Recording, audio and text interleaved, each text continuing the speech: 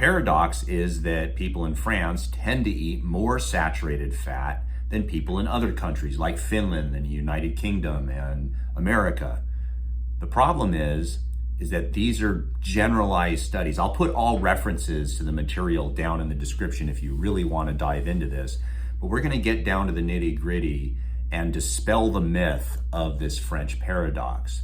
I'm going to tell you the summary at the end, but I'm going to give you the truth right now is you need to reduce the saturated fat. But let me explain why, because it's an interesting story. So the French paradox is when they do comparisons of different countries, they find in general the French eat more saturated fats than even America and other countries. And yet their cardiovascular risk is a lot lower. And people have used that information to say and justify that saturated fat therefore must be good for you because people that are French tend to live longer and have less cardiovascular risk. Now, the challenge with this is that people in France also tend to eat more plants and vegetables than people, for example, in Finland. They eat less processed foods. They eat more olive oil.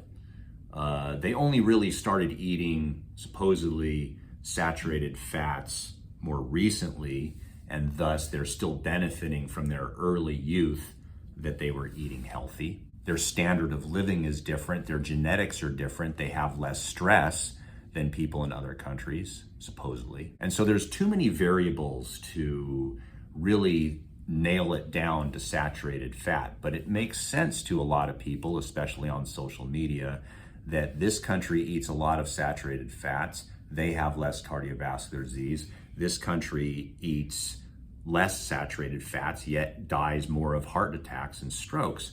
Thus, saturated fat is good for you. That's the line of thinking. Yet, the other French paradox that people don't talk about is more people smoke in France than they do even in America.